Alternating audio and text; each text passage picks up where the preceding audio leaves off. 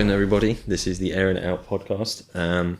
Today we have a guest. It is Amy Stevens. She's been a friend of my mum's for about 10 years. And so during that time, Amy has seen me during the later years at my highest, and she's also seen me at my lowest as well. But throughout that, she's always been there for me.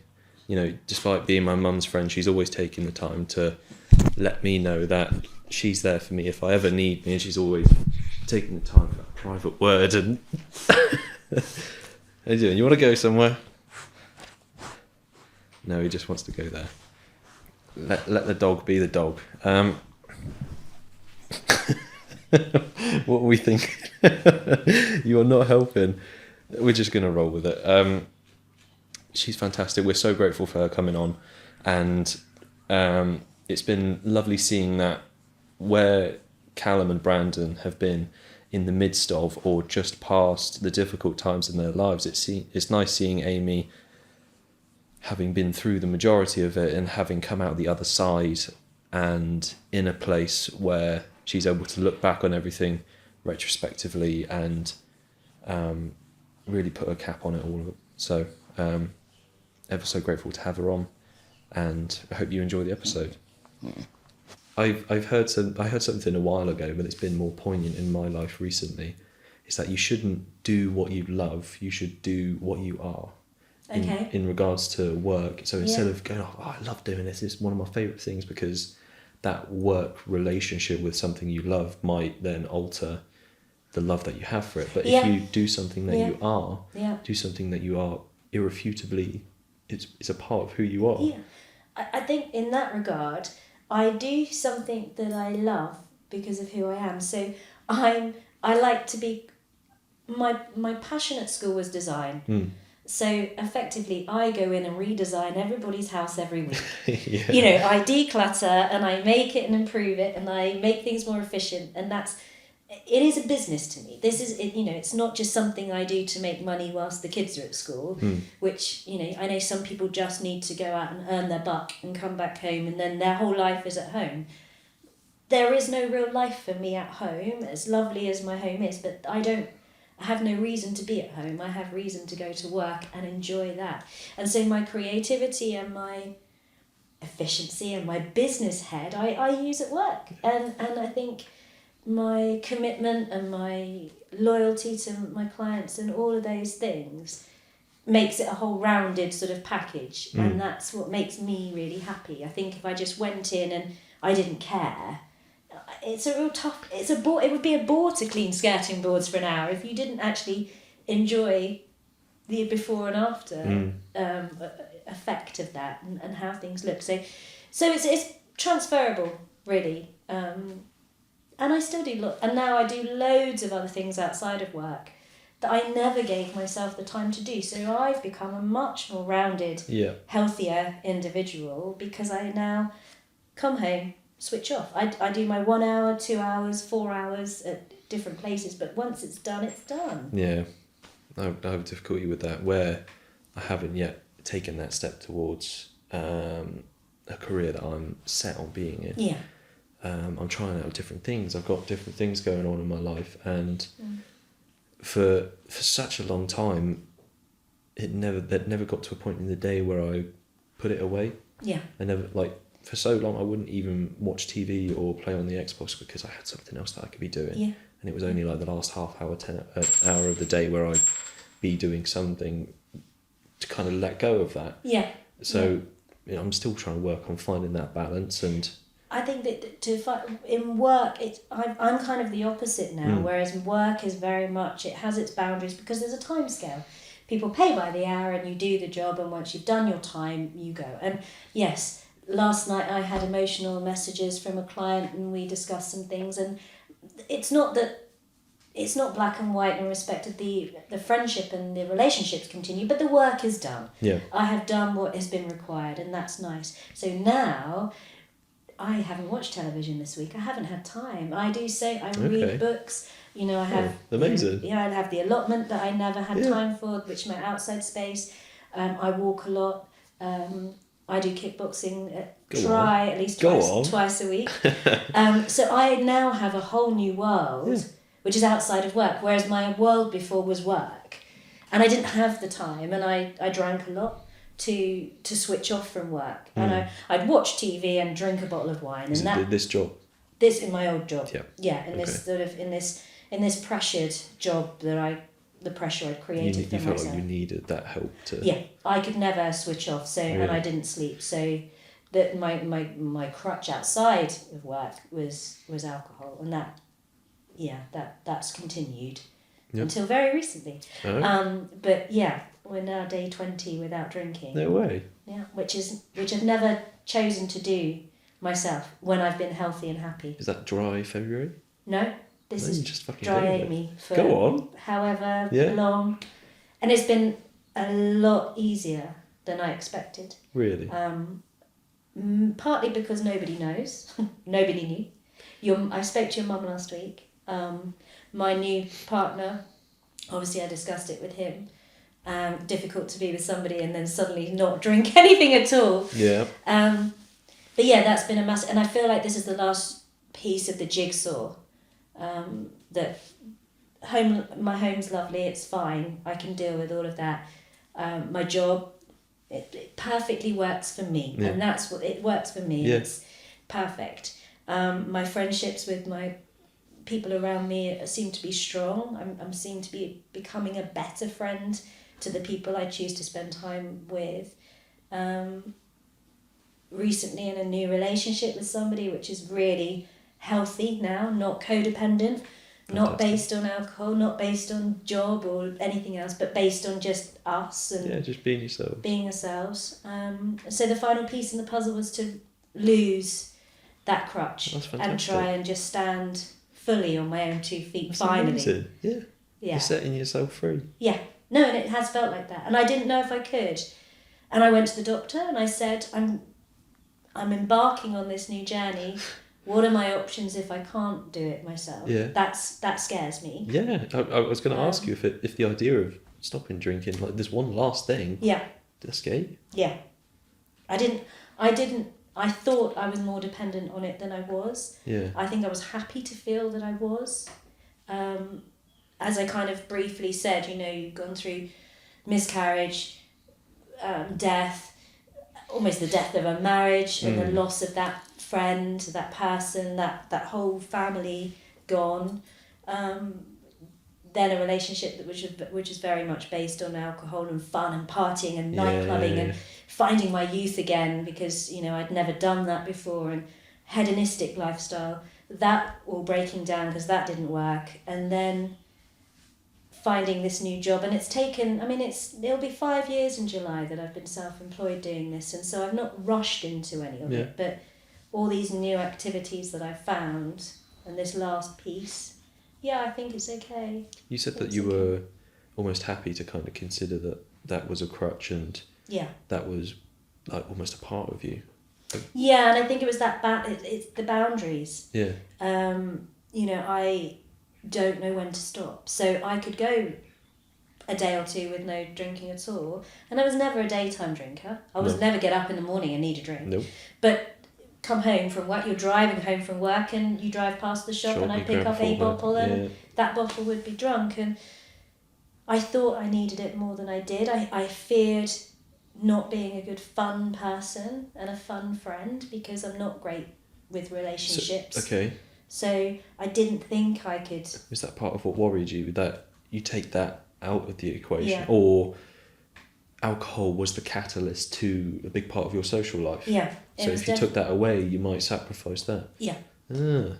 Yeah, definitely. And I think that, as you've known, I've come here with Mum for the evening and we'd be organising another village event, which was sort of the basis of our original friendship. And then I'd finish here at 10:30 and I'd go to the pub until 2 a.m. drinking midweek, just to continue and to keep up with that friendship group and these people and try and keep people happy and carry on the drinking. And I stopped that in December.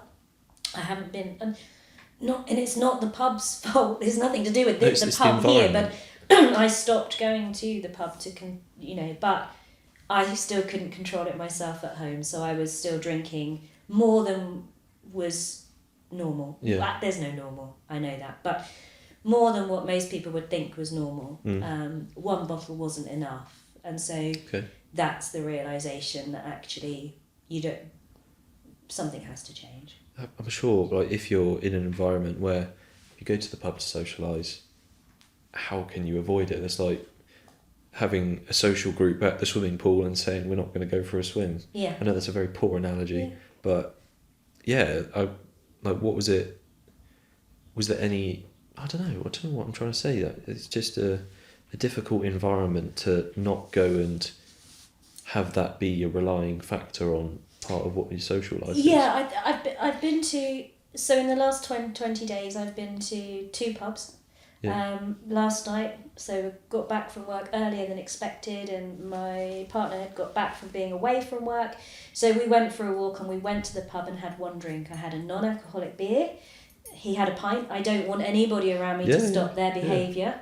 It's my choice to do this, it shouldn't be reflect anybody else, and it was fine. We had one drink and we walked home and had dinner, it was fine. And then the other time was with a girlfriend, and we were going out for a chat and a catch up, and I just drank non-alcoholic beer, and I could still feel part of it. I could still feel the evening didn't change, and it wasn't a test, but it was a test to see, is it the environment that makes you want to drink? Yeah.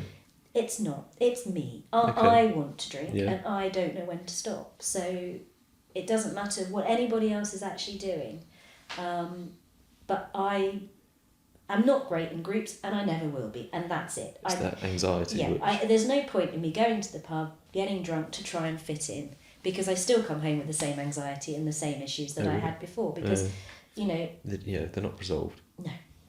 It's not. Unfortunately, alcohol doesn't seem to resolve anything. Yeah. You don't go to a pub to work out your issues, do you? No. I mean, it's great to have friendship groups, and it's great to have people around you, but I'm just not good at that. I don't find it my comfortable place. No. So I would go to the pub very late at night when I knew there was only 1 or 2 people there who would carry on drinking with me, and I would have that one-to-one time, which was great. But in a big session group, no. Yeah. And so I'm very curious to know, how have the past 20 days been? A lot better than I thought. Yeah? Yeah. I've not changed my routine. I've tried to go through it with the normal routine, and that is, say, even coming home from kickboxing at 8 or 9 o'clock, I would then naturally open a bottle of wine. Yep. Well, now I open a bottle of tonic, and nice. It's fine. You need something. So I have to have an evening drink, something to look forward to, but it's just been replaced with something else. I don't feel amazingly better. I don't sleep brilliantly well, but I'm not worse. Yeah. These things I think will improve in time. I hope they will. I feel pretty good anyway. I mean, I was, alcohol wasn't making me physically sick. It was just something I didn't need to do. Yeah. Do you feel like when you get given that choice of going home after kickboxing, opening a bottle of wine or a bottle of tonic, do you feel better in refraining from going for the bottle of wine? I suppose I feel quite... It sounds a bit crass, really. I feel a bit proud I haven't. It's not but, it's a bit... But I suppose I feel a bit proud that I've not gone to the wine. Yeah. And that the tonic's It's a little win. enough. It's a little win. It's a little win, and I think it does prove the fact that it also... It's about the whole of my life now. I have purpose, something I didn't feel I had before. And I think that's a really important thing, that my purpose is for my job and people around me, and to be a provider of positivity to things, because I think I have the experience of loss and things to know that it can go one way or another, and it can really drag you down, whereas I really did... It's taken time, but I've definitely turned it on its head and used it. As I said, I feel privileged that I've had such loss, because I wouldn't take such appreciation of life and what I have as opposed to what I don't have. And I think that's helped with the alcohol side of things, is I'm starting to lose friendships. I'm starting to people getting a little bit, oh, she's just, because I used to fall asleep a lot when I was drunk. Yeah. So, and it was like, oh yeah, she's asleep again. And you get that reputation and everything else. And so turning that on its head and not having people think that of me anymore is a win. And I think I'll be a better friend without that. So that's what I focus on. I think actually, it might not feel like it right now, but you are better and you will feel better ultimately without drinking this drink and having the tonic instead. Seems like you've taken a lot more ownership back of your life. Yeah, and I think you can do that without becoming an arrogant asshole. Yeah. Because some people just go, right, I'm doing this no matter what. This is what I am. This is who I am. Yeah, and I think that I have slowly, each step has been very slow, and I've given it time to embed. Yeah. And I was, last year I came down with glandular fever, and as a result of that, it's changed my eating habits, for example, and things that I always thought were good or bad for me, again, have changed on its head, and without trying very hard, I've lost weight, and which has meant that I've become more active, which meant the kickboxing has become easier and more enjoyable. So again, that's another little thing that's just improved, and it's a small step, but I could never have done this all in one hit. No, definitely not. And I don't think I'd have ever bothered to do it if I was married with 2 kids and a mum and dad who were there to support me through everything, and I could rely on everybody else. I just have myself. Yeah. So I cannot, I've said to somebody the other day, and they always say, how's your week been? And I said, yeah, it's great. Amy, why are you so positive? I said, because I only have myself to blame if I'm not. Yeah. Because it's my life. I can't say, well, the kids have done this, or, oh, my husband's done my head in about that. My choices are my own. And even though it could seem like a complete failure that you've gone from potentially having a big career, having a family, a beautiful home, big family and everything else, to just becoming me, and that's all it is now, for now. Actually, I see that I have to take it that I'm extremely privileged, that I only have myself to worry about, because I think there's a lot of stresses and pressures on people to worry about other people. Yeah. Other people. It doesn't mean I don't love and care for my friends and family, but I don't have to worry about them. Yeah. My father's on his own and independently living. My brother, independently living, and doing his thing. So I don't worry about. I care for them, but I don't have to worry. It seems like quite an empowering thing, and it's certainly an admirable thing that you're in this situation, and instead of wanting the other thing, instead of thinking the grass is greener on the other side, you're grateful for what you have. Yeah, and I think that gratitude is a huge thing. Oh, it's a superpower. It's a superpower. And I did, and it sounds very wanky, but I have sat and become full of gratitude in the last 5 years. Very wanky. It does sound very wanky. But, I think that my job now as a cleaner, I look after families who I used to babysit for. Really? The posh families in Donhead, the people, and if we hadn't come to Donhead and we were still in Essex and I hadn't been subjected to these people and these lifestyles, and I wouldn't be what I am today. So it's sort of come full circle in that regard. And actually, at the age of 14, I chose to babysit and go in people's houses and do that, because back then I didn't have any worries or fears or concerns. You just did it. And we should stick with what that natural thing was when you were young and as a teenager, and what you were happy to do and what you enjoyed. I was happy doing drugs when I was a teenager. Yeah. It'll come back to you, Sam. When you can control it, and when it's no. That's not true. But what I mean is the good things that you did, and the person that you truly are. Drugs were an external influence. I was being facetious. I know, but what you truly are is a person who cares, and you have a lot of empathy, and you have a lot of love to give. And so that's why you do this, because you want to help people and improve people's lives. And you've gone full circle a lot quicker than I did. I'm 43 now. You've done your circle very intensely. And, in some ways, you are going to have the most incredible life, because you've realised a lot of these things that took me a long time, that I wasn't mature enough or Ready? good enough, ready to realise for myself. I had to have other things happen along the way to force this. But I'm very lucky that I did have those things.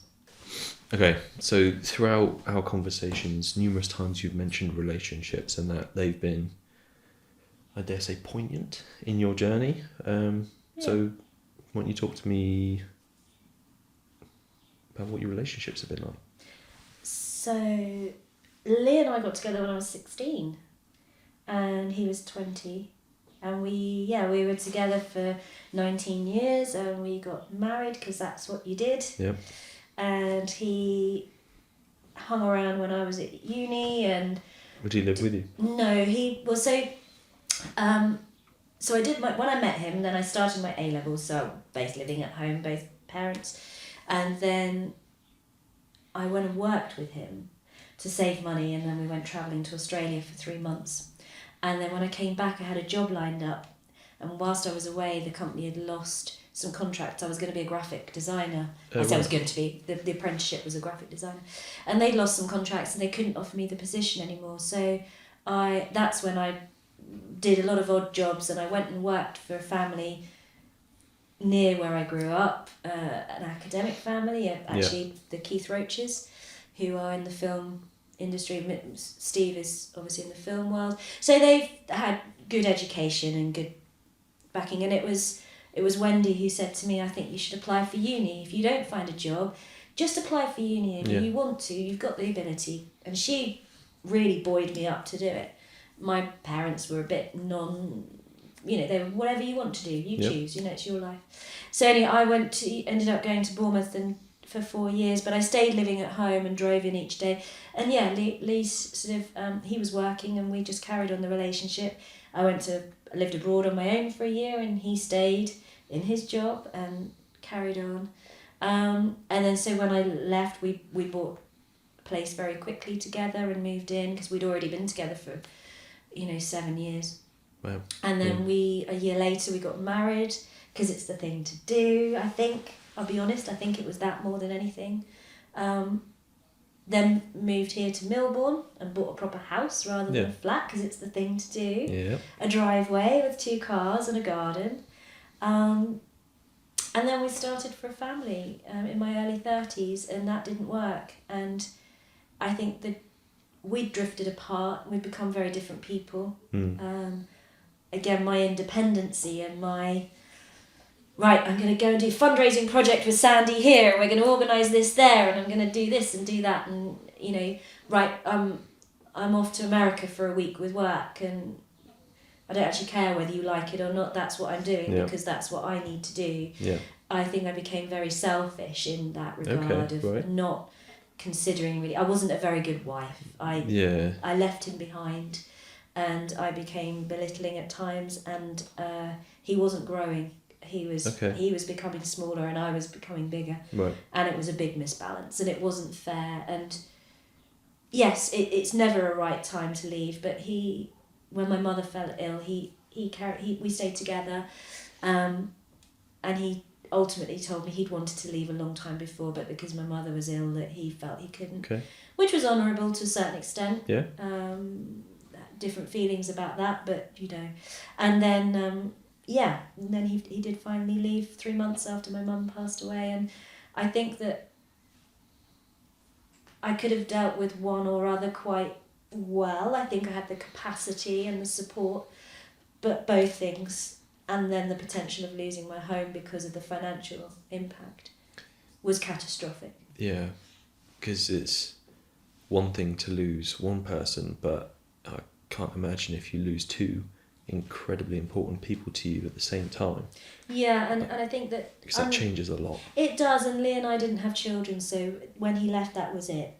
We had 1 or 2 conversations, legal conversations and things like that, but we didn't have much communication, and it very much was the death of a marriage after the death of a parent. And subsequently, previous to that, the year prior to my mum passing away, we'd had a miscarriage, which I'd had to choose elective surgery to do that because I was flying with work to go to an exhibition for a week. So again, I didn't have time to deal with that at all, really. That was just, oh, well, that's happened. Yep, let's do the procedure, in and out. God, I need a day off work because I've gone under general anaesthetic. Right, okay, that's a bore. And then just move on. And then another miscarriage whilst my mum was ill, which I didn't feel I could share, really, because her illness was obviously much more important. Not that she felt like that, or my father, or my brother, or Lee, but I felt, what am I in this situation? So the whole thing broke down, and miscarriage seems like quite a significant event in somebody's life, but from what you've told me, it seems like your attitude was a little bit more detached than perhaps someone might. There's no expectation of a miscarriage, but how did you kind of process it? I think all 3 miscarriages I've stayed very detached from. Yeah. I've never investigated why. I don't want to know. Only because obviously the first time was just one of those things. The second time I didn't want to know because I was dealing with my mum, and then the relationship broke down, so why find out? Yeah, okay. And then the third time was with a new partner, so I kind of decided it was my fault. Your and I fault? didn't, because that second partner had already had a child, and therefore it must be me, and so why? I don't want to know. It was too much to handle, really, to know that I would have failed in another way, physically, not just emotionally, with a relationship, and ultimately with a job, and a career. I didn't want to know that my body was a failure as well. So I've never found out, and I think 4 years on from that shorter 2-year relationship I had, which I learnt a lot from. As difficult as that second relationship was, with the lifestyle of it, I learnt a lot about myself, and I learnt a lot about people, which was great. But yeah, I've come. I don't want. I don't want to be defined by the person that can't have children. Yeah. And I'm not going to let it. I've not let it take over my emotional journey as to I'm a massive failure because I can't be a mother. I love children. I've got wonderful godchildren, and I enjoy. I ran the youth club in the village for years and years, and subsequently now I am part of a charity, and I take in young homeless people. So I do have the energy for it, but it's not happened for me. So I have to keep a distance to the emotional side because it could break me, I suppose.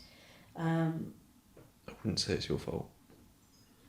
No, it might not be, but it also could be the stress of the job, the drinking, the lifestyle. I probably wasn't. I never put myself in the best position to become a vessel of a child, so to speak. That is my fault. It may not have made any difference. It might be a contributing factor. Yeah. But I wouldn't be so quick to say that it's your fault. Yeah. But I suppose it's that thing of actually, it's like it was like being sacked. You don't want to hear it from somebody else, so it's I don't need to ask because I'm not planning on having children anytime soon. So I suppose, or maybe ever now, So. And sometimes it's easier just to say, that was on me. I can deal with that. Move on. Yes, it's much easier to just put it in that space. Yeah. If you're so used to being independent, if you're so used to processing and dealing with things, then what's another straw on the camel's back? It might not break you, but you can bear the weight of it. Yeah, and I think, and I can, and I don't. Sometimes that's easier than, like you say, uncovering what it's all about.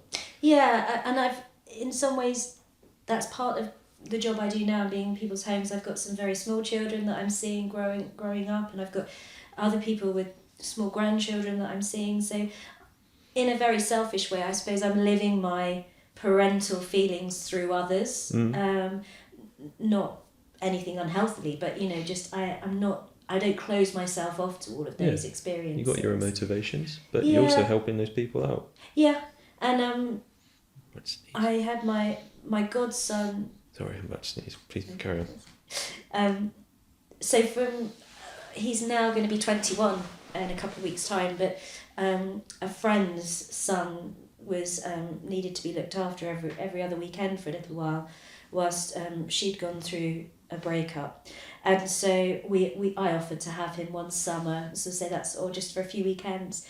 And 8 years later, he was still coming every other weekend, and we're still very close now, and I love him to bits. And he's been my sort of step-parent experience almost, because I've seen him through school and A-levels, and my father actually took him travelling for 6 weeks in the camper van around Europe. Amazing. So I said to my dad, please, can you do this one thing? You may not have grandchildren. My brother, strangely, hasn't had children either. And so I said to my dad, look, you might not ever be asked to do the weekly childcare. So could you just do 6 weeks in one hit and take Cam round Europe, please? That's and so lovely. Give him the experience he needed to grow, because he's a Dorset boy, and he needed to see the bigger world. You need to get out of the Shire. Absolutely. And actually he took himself to Rome this year for a holiday. So I'm very proud of what he's done. And actually it's probably one of my proudest things through the relationships and losing my mum and everything else. Cameron has been, now for sort of 13 years, he's been quite a constant there, and it's been lovely. So I don't feel I've wholly missed out on sort of being able to give motherly feelings towards somebody. He's not my child. He has parents, and that's absolutely that. But I'm very close to him, and I care. You've been a massive part of his life. Seems. And I think that he appreciates that, and that makes me feel good. And he's a lovely person, and it's been lovely seeing him grow and evolve. I can imagine. Well. So when he went off to university, and I was a bit of a low a couple of years ago, and I really then thought, okay, I like my job, I'm happy there, but actually apart from my job now and some my lovely friends, and I have no purpose. And that's when I joined Step by Step, which is a charity who take in young homeless people between the ages of 16 and 21, and you coach them and you support them to help them back into education or to get a job or whatever. And so I had a young person live with me for 2 years. 2 years? Yeah, and it was lovely. It was really nice. And subsequently in the last year I've had somebody I knew asked if they could rent my room for a while, and very selfishly I had lots of holidays planned, so I was travelling a lot, and so that worked out better for me. Okay. But I always have that to go back to, and it's a privilege to see someone grow, and I think I've got the skills, because I'm not a parent. I just seem to have the skills to support a young person quite well and give them the freedom, the freedoms I had as a young person, but with some boundaries, and learn. I think maybe I had the best of both worlds now. Must make a world of difference to those individuals that come and stay with you. Yeah, I think that the young... I've had 2 people stay, one very short term, but that quickly changed on its head. The sudden realisation of, life away from my family is actually quite tough. And living in a village with no transport, that's quite tough. Yeah. So they suddenly decided, actually, maybe my family aren't so bad after all. And it was just the kick up the butt they needed kind of thing. But yeah, the second person that stayed, and I'm still in contact with her. She is now still in Dorset, and it was time for her to move on. That's the whole point. Absolutely. Letting go. Yeah, they're not going to be there forever, are they? No. As children, and letting go and seeing them grow is almost better than anything else, really. Yeah. I imagine in that period of their life, you're kind of just guiding them down the runway before they take off themselves. And you can say things to young people that maybe parents can't say, or parents can, but young people don't listen. Yeah, absolutely.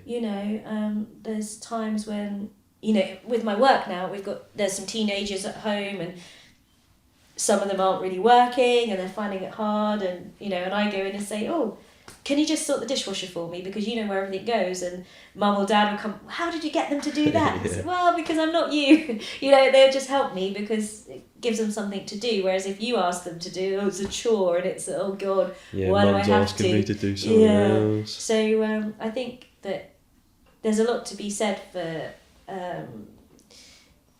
adults sort of stepping in and supporting young people who are not necessarily your direct family. And I think I've learnt that because of the support I've had from your mother, for example, and other friends and some older friends who've become sort of surrogate family.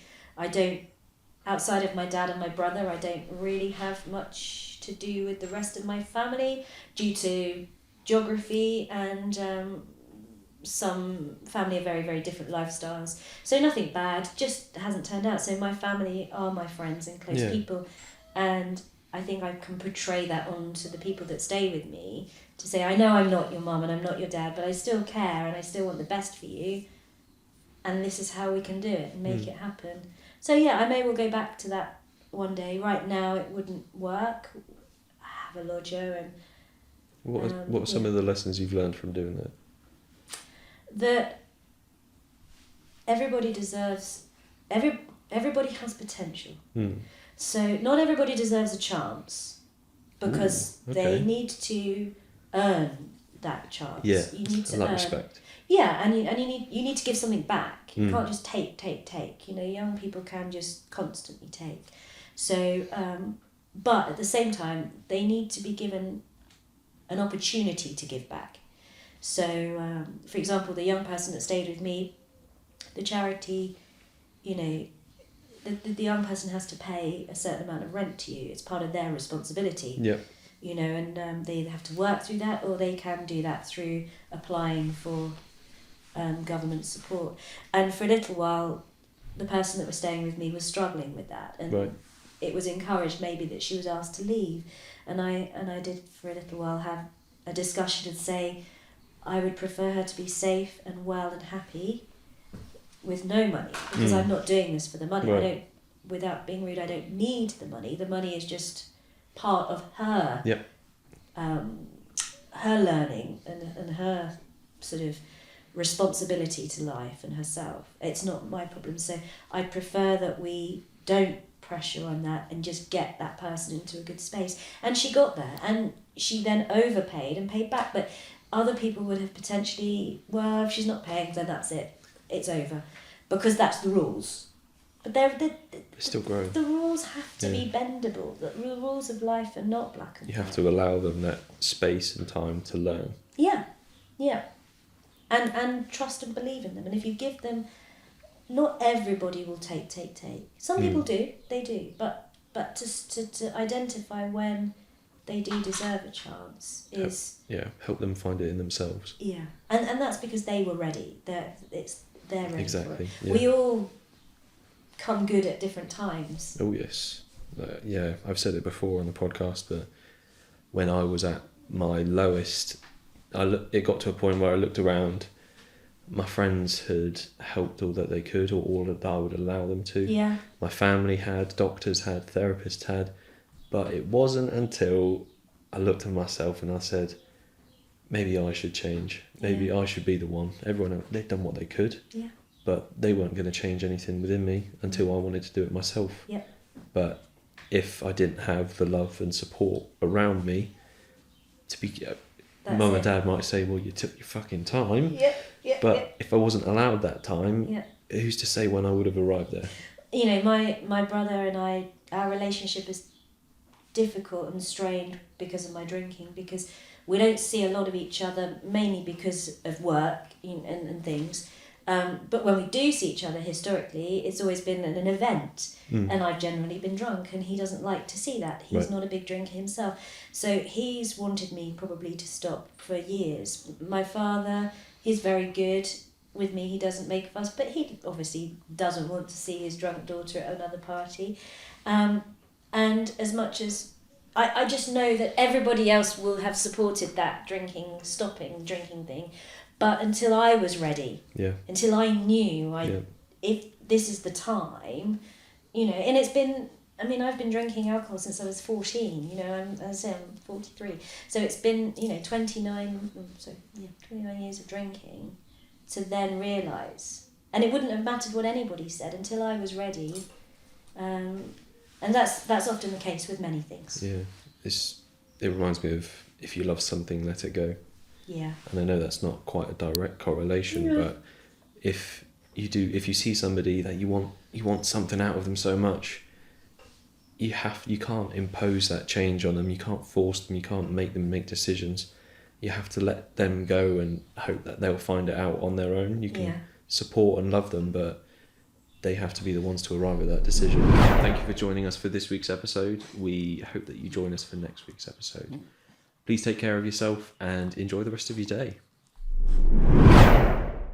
This has been a Common Bird production.